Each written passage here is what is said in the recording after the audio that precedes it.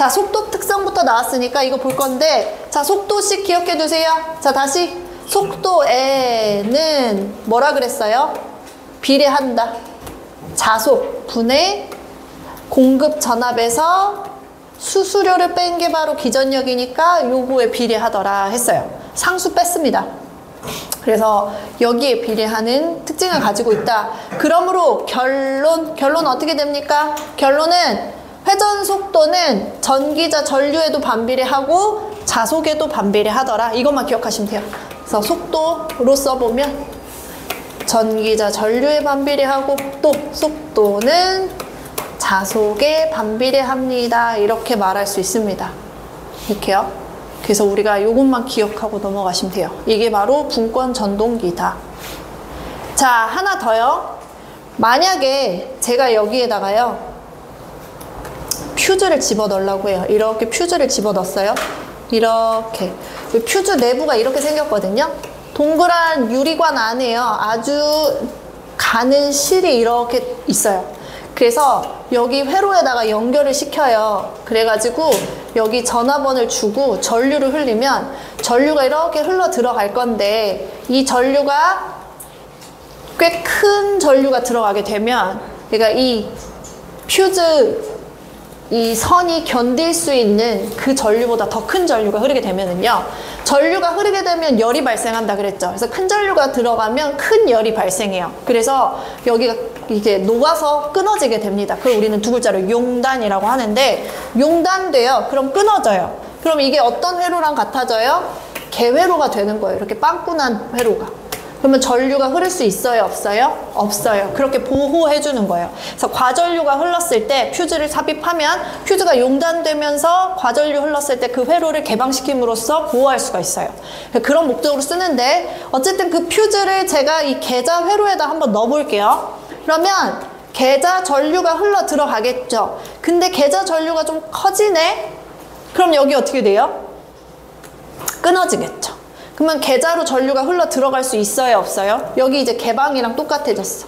없어. 그러면 원래대로 나오는 자속이 갑자기 뭐가 돼요? 0이 되겠죠. 자, 그럼 회전 속도 어떻게 될까요? 이거 빨리 생각해 보세요. 제가 계좌 회로에다가 계좌 전류를 조금 크게 넣었더니 이 용단이 돼서 끊어져 버렸어. 그랬더니 계좌 전류가 절대 계좌로 들어갈 수가 없는 상태가 되면서 자속이 자연스럽게 0이 돼버렸습니다. 그러면 그때 이 전기자의 회전 속도 어떻게 될까요? 빨라져요. 엄청 빨라져요. 자, 식으로 보여드리면, 자, 이 지금 형태죠? 이 자속이 뭐가 되는 거야? 무한대가 되는 거예요. 무한대분의 1, 아니 무한대가 아니죠. 0이 되는 거죠. 0이니까 이거 무한대가 되는 거죠. 그래서 이렇게요. 엄청나게 고속도가 돼버려요. 갑작스럽게. 그럼 되게 위험하겠죠. 그래서 여기 뭐라고 써 있어요? 계좌 회로가 끊어지면 속도가 매우 빨라집니다. 그러므로 계좌 회로에다가 뭐를 넣지 마세요. 네, 혹시라도 행여라도 퓨즈는 넣지 마세요. 왜? 퓨즈 끊어지면 위험해집니다. 이거예요. 그래서 계좌 회로가 끊어지면 안 돼요. 그래서 이런 특징을 가지고 있는 게 분권 전동기다. 잠깐 복습해보면 우리 발전기에서 분권 발전기는 여기다 뭐 달았어요? 가변 저항기 달아서 전압을 조절해 줬다면, 이 분권 전동기에서는 계좌에다는 퓨즈를 넣으면 안 돼요. 둘 다 지금 계좌에서 발생하는 일이죠. 계좌 다. 자, 두 번째 우리 토크 특성 볼까요? 토크식도 우리 외워요. 이제 토크는 K, 파이, I다. 이렇게 보시면 돼요. 그러므로 토크는 자속에 비례하고 토크는 전기자 전류에 비례합니다. 이거예요. 똑같은 말 또 반복이죠. 그래서 분권 전동기 속도 특성과 토크 특성을 지금 두 가지를 봤고요. 거기에 추가적으로 계좌 회로에 퓨즈 삽입을 금지, 요거까지만 추가해 주시면 되겠죠. 그래서 이런 특징을 가지고 있는 게 바로 분권 전동기다. 이게 보시면 되겠어요. 자, 우리 문제 한번 같이 풀어볼까요? 자, 직류 분권 전동기가 운전을 하고 있습니다. 근데 계좌 저항기 기억나시죠? 계좌 저항기의 저항을 증가시켰대요. 그러면 속도는 어떻게 될까요? 요거 생각하셔야 돼요. 자, 그림 그려드릴게요. 벌써 나왔어요. 지금 이런 형태예요. 전동기고 일로 들어가는 전류가 계좌전류. 이게 바로 계좌 저항기. 이거는 분권 계좌 권선이 되겠습니다. 자, 지금 여기서 계좌 저항기의 값을 증가시켰다라는 거네요. 그쵸? 자, 그럼 속도는 어떻게 될까요? 올라갈까요? 내려갈까요? 둘 중에 하나겠죠, 뭐. 네? 증가한다. 보겠습니다. 자, 계좌 전류가 들어가다가 전기자 저항 증가하니까 계좌 전류 어떻게 돼요? 감소하겠죠. 왜? 저항이 커졌으니까. 그러면 일로 나가는 자속 어떻게 돼요? 감소하겠죠. 왜? 전류가 잠수했으니까 자속 감소하지. 그러면 속도는 어떻게 돼요? 증가하겠죠. 왜? 얘네 둘은 반대 관계니까. 이거 물어본다고. 그래서 계좌 저항기 저항 증가, 계좌 전류 감소, 자속 감소, 그러므로 속도는 증가. 이렇게 와야 돼요. 그래서 정답은 2번이 되겠습니다. 이런 문제에 네. 다음 문제 볼게요. 이거 똑같은 거다. 회전수 3분의 1로 줄이면 토크 어떻게 된다고요? 3배 커진다. 정리할게요. 회전 속도는 자속과 전기자 전류의 반비례합니다. 하나 더 있었죠. 얘는 토크와도 반비례합니다. 반면에 토크는 자속과 비례합니다. 토크는 전기자 전류에 비례합니다. 그쵸? 전기자 전류에 비례합니다. 이거죠. 그래서 정답은 3번. 저 계속 반복이에요. 66번 되게 헷갈리죠. 이 무슨 말이지 할 수 있어요. 근데 우리가 추후에 뭐에 대해서 할 거냐면 역회전이라는 말을 하게 돼요. 역회전이라는 말이 무슨 뜻? 반대 방향으로 돈다는 거거든요. 이게 그 관련 문제라고 보시면 돼요. 내가 직류 전동기의 회전 방향을 바꾸고 싶을 때 어떻게 해야 되는지를 이 문제를 보고 알 수가 있어요. 한번 봐볼게요. 제가 이렇게 그려봤어요. 지금 보면 전류의 방향이 얘는 어디예요? 플러스 마이너스 요렇게 가죠. 계좌는 N극에서 S극이 됐어. 맞아요? 그러면 이게 이제 기본 상태라고 우리가 봐봐요. 자, 전동기의 회전 방향은 뭘로 알 수 있어요? 플레밍의 왼손 법칙. F, B, I. 기억나시죠? 힘. 그 다음에 자속 밀도, 전류. 자, 전류가 지금 얘는 안으로 들어가는 모습이죠. 자속은요, N극에서 S극이니까 이렇게 되는 거죠, 지금. N극에서 S극, 전류는 안으로 들어가니까 여기서 발생하는 힘은 이 방향이에요. 맞아요? 여기는요. N극에서 S극, 전류 튀어나오니까 힘의 방향은 여기네. 자, 회전 방향 어떻게 된다고 보면 돼요? 이렇게 돌겠죠. 지금 힘이 밑으로 내려가고 위로 올라가니까 이 방향으로 지금 이렇게 회전을 할 거란 말이에요. 그쵸? 자, 기본시 이렇게 가요. 자, 여기서 자, 얘는 지금 전류의 방향이 바뀌었어요. 그쵸? 계좌의 극의 방향 바뀌었어? 안 바뀌었어? 안 바뀌었어. 이럴 때는 전기자에 흐르는 전류의 방향만 바뀌었을 때예요. 그쵸? 자, 해볼까요? 다시 한번. FBI. N극에서 S극. 여기는 어떻게 돼요? 들어가죠. 여기 힘 방향 여기네. 그럼 여기는 여기겠죠. 그쵸? 그럼 얘는 어떻게 돌아요? 반대죠. 그러니까 이렇게 가니까 이렇게지. 이렇게 가는 거죠. 얘랑 회전 방향이 반대야. 자, 여기서 정리 한번 하고 갈게요. 내가 직류 전동기의 회전 방향을 바꾸고 싶으면 뭐를 바꾸면 돼요? 전기자 전류 바꾸면 돼. 계좌 전류 바꿔요? 안 바꿔요? 지금 계좌 전류가 바꿨으면 극성이 바뀌어야 돼. 계좌 전류 바꿨어요? 아니야. 계좌 전류 그대로 두고 전기자 전류만 바꾸면 저렇게 회전 방향이 바뀌어요. 한 번 더 볼게요. 자, 이번에는 어때요? 이번에는 계좌 전류도 바뀌었죠. S에서 N으로 반대가 됐잖아. 그지? 전기자 전류도 어떻게 됐어요? 지금 반대가 됐죠. 누구 기준으로 보면 돼요? 얘 기준으로 보시면 돼요. 지금 둘 다 바뀌었을 때요. 자, 볼게요. 다시 FBI. 이번에는 N극에서 S극이 여기잖아요. 그죠? 그리고 전류가 나오네. 그러니까 여기는 밑방향, 여기는 윗방향이 되겠죠. 회전 방향 바뀌어요? 안 바뀌어요? 안 바뀌어. 똑같잖아요. 그렇잖아요. 봐봐요. 기준이랑 비교해봐요. 얘도 이렇게 똑같죠, 회전 방향. 자, 결론입니다. 내가 직류 전동기의 회전 방향을 바꾸고 싶으면 절대 둘 다 바꾸면 된다, 안 된다? 안 된다. 둘 중에 하나만 바꾸면 돼요. 전기자를 바꾸든가 계자 전류 방향을 바꾸든가. 근데 일반적으로는 이렇게 전기자 전류 방향을 바꾸면 역회전이 가능합니다. 자, 근데 우리 문제 보세요. 직류 분권 발전기를 동일 극성의 전압을 지금 단자에 인가해서 전동기로 사용하면 어떻게 되냐? 지금 여기 제가 그려놓은 거 있으니까 이걸로 볼까요? 지금 보면 얘가 지금 이렇게 된다고 보셔야 되잖아요. 플러스로 가서 밑으로 내려갈 거니까. 그러면 얘는 발전기를 동일 극성에 준다고 하더라도 발전기를 여기다 때려 붙인다 하더라도 전동기에서 전류 방향은 우리 전류 방향만 보면 돼요. 극성이 이렇게 지정이 되면 어쨌든 전기자로 들어가는 전류나 계자로 들어가는 전류나 전류 방향이 서로 어쩐다?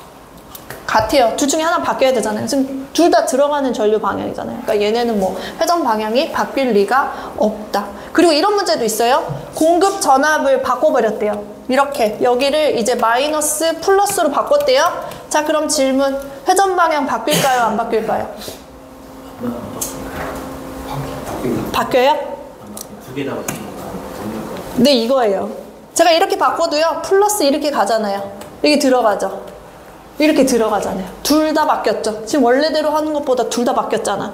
회전 방향 안 바뀌어요. 이해되세요? 이쪽을 바꾸면 안 바뀌어. 무조건 회전 방향은 동일해요. 그래서 다시 한번 말씀드리지만 전기자 전류 방향이든 계자 전류 방향이든 둘 중에 여기 접속만 바꾸던가 여기 접속만 반대로 바꾸던가 둘 중에 하나 하셔야 되는 거예요. 이거 추후에 나오니까 지금 딱 보고 넘어가실게요. 그래서 회전 방향 그대로 바뀌지 않고 뭐 이렇게 찍어주시면 돼요. 그래서 동일 방향으로 회전한다 이렇게 보시면 되겠어요. 자, 67번 볼게요. 자, 67번 분권 전동기의 모습이고요. 전동기라 하면 이 관계가 성립을 해야 된다 했어. 역기전력이 만들어서 아무리 반대 방향으로 전류를 상쇄시킨다 하더라도 얘는 계속 회전할 수 있는 전동기로서 역할할 수 있는 건 이게 원인이죠. 공급 전압이 항상 역기전력보다 훨씬 더 클 거니까 막 밀어 넣는 거예요. 역기전력이 생기든지 말든지. 그래서 그러면 공급 전압이 역기전력보다 크다고 했는데 얼만큼 더 크다?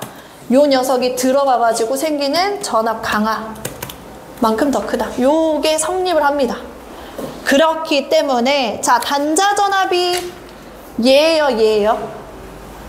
단자 전압은? 맞아요. 바뀌지 않아요. 얘예요. 얘가 220V예요.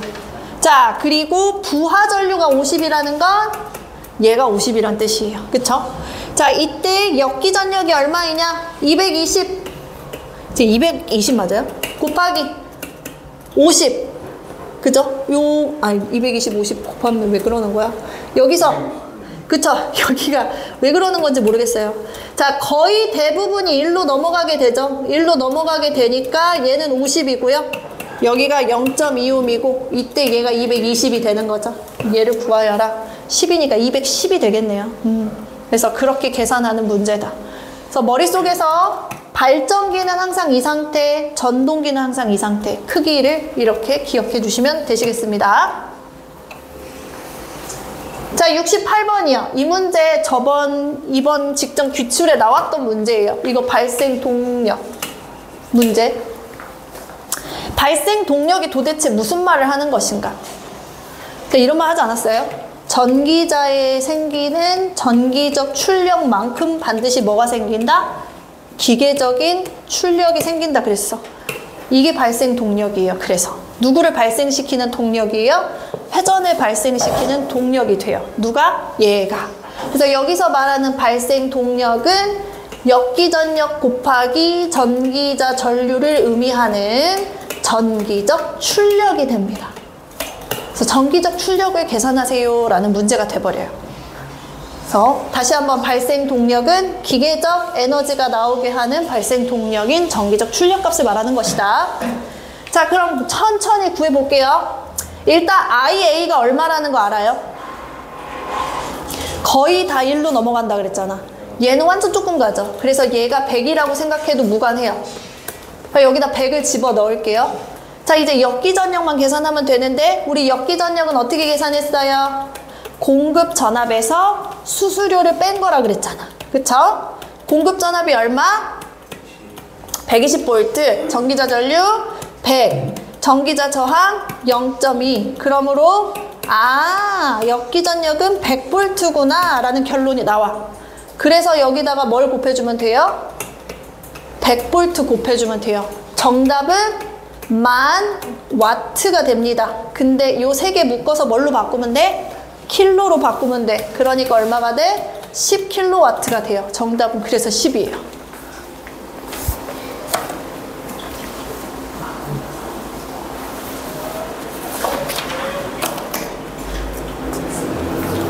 자, 71번. 자, 계자 권선의 저항 증가하면 계자 전류는 감소, 자속도 감소. 그러니까 회전 속도는 증가.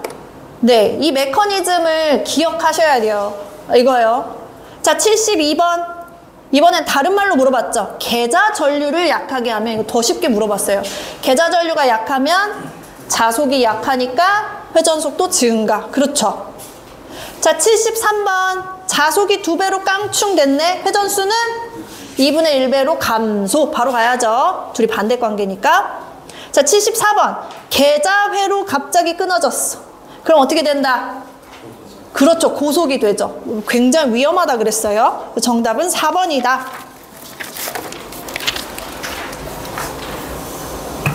자, 이거 제가 말해드린 적이 없지만 한번 볼까요? 분권 전동기잖아요. 분권 전동기는요, 지금 여기다가 부하를 많이 달면 달수록 이쪽으로 흘러들어간 전류가 커져요. 근데 얘가 커져요. 그러면 얘는 어떻게 돼요? 네, 이런 식으로 균형을 맞춰요. 왜요? 얘네 둘의 합이 곧 얘기 때문에 얘가 일정하잖아요. 전류가 항상 일정하게 들어갈 거고 이 둘이 균형을 맞아서 들어가게 돼요. 그러니까 얘가 부하를 많이 단다고 해서 갑자기 뭐가 증가되고 감소되고 이런 거 없어. 늘 일정해요. 일정하게 늘 얘가 속도를 유지를 합니다. 그래서 마찬가지예요. 병렬이라는 특징 때문에 전압도 무슨 전압이었어요? 정전압 발전기였죠? 속도도 마찬가지예요. 전동기도 속도 항상 일정하게 구현이 됩니다. 그래서 얘는 정속도 전동기예요. 그래서 정속도라는 건 늘 일정한 값이잖아. 그거를 우리가 속도 특성 곡선으로 나타내면 일정한 값 어떻게 돼요? 이거잖아요. 그쵸? 전류와 관계없이 속도 계속 일정하다. 이렇게 되는 거예요. 그래서 정답 몇 번이겠어요? 75번은 B요. 네. 이거 기억하세요. 얘가 분권입니다.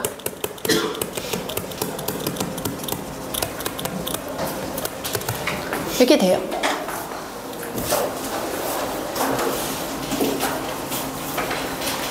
자, 그러면 76번도 바로 풀리죠? 정속도 전동기는 분권 전동기다.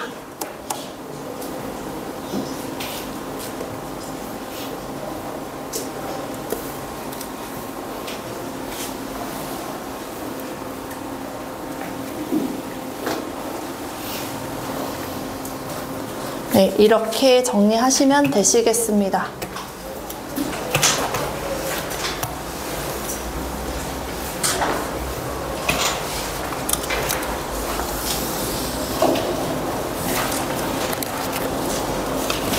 자, 그러면 우리 또 뒷장으로 넘겨볼까요? 직권이에요.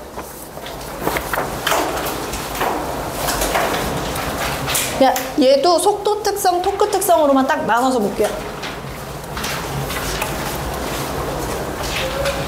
자, 보시면 전압을 인가해 주게 되고요. 전압이 인가되면 전류가 흘러 들어가서 계자 들렸다가 전기자 갔다가 이렇게 발생 동력 생기고 돌겠죠. 회전하는 형태다.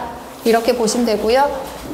자, 속도 특성 우리 속도식 다시 한번. 속도는 비례하더라. 뭐 분의? 자속분의 공급전압 마이너스 IA RA더라. 자, 그러므로 속도는 뭐에 반비례한다? 자속에 반비례하고, 속도는 뭐에 반비례한다? 전기자 전류에 반비례합니다. 지금 여기서는 사실 전기자 전류, 계자 전류, 부하 전류 같기 때문에 이렇게 만들 수도 있겠죠. 그래서 속도는 전류에 반비례해요. 이게 바로 뭐 직권 전동기 특징입니다. 뭐 크게 어렵지 않죠? 계속 중복이에요. 속도는 언제나 자속에 반비례, 전류에 반비례 이렇게 되더라. 자, 근데 만약에요, 제가 무부하 상태로 가요. 무부하 상태면 부하가 없는 상태야.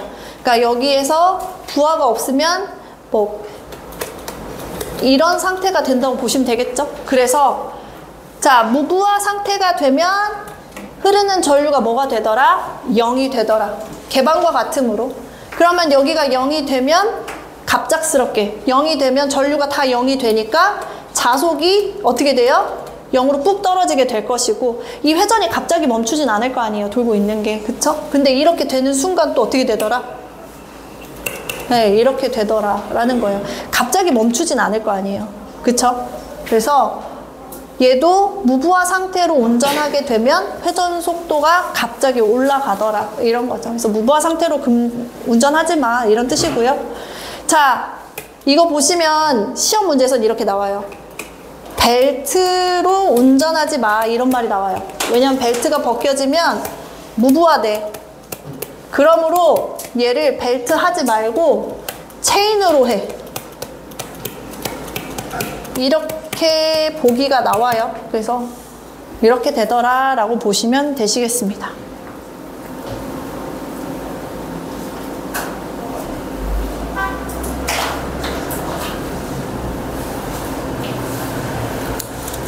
그래서 이게 바로 직권전동기의 속도 특성이다. 절대 무부하하지 마라. 속도가 올라간다. 이렇게 보시면 되겠어요.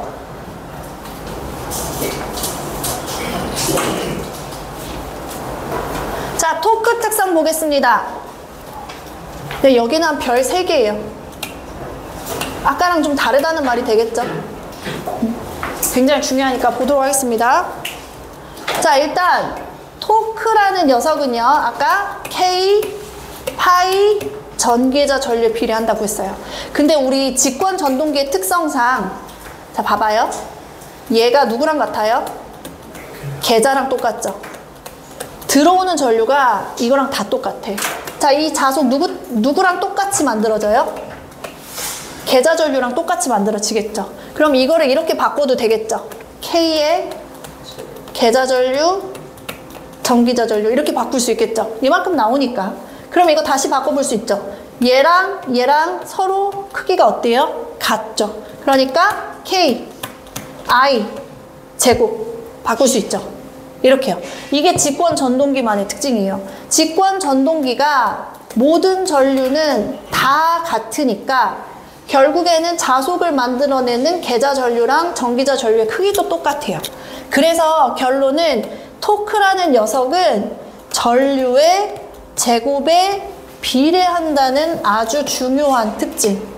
일반 전동기하고는 완전히 다른 특징을 갖습니다. 그래서 제가 분권 전동기에 3A를 넣어줘요. 그러면 얘는 힘이 딱 3A만큼밖에 안 나오거든요. 근데 얘는 똑같이 3A를 넣어주면 몇 A만큼의 힘이 나오는 거예요? 네, 힘이 엄청 세지겠죠.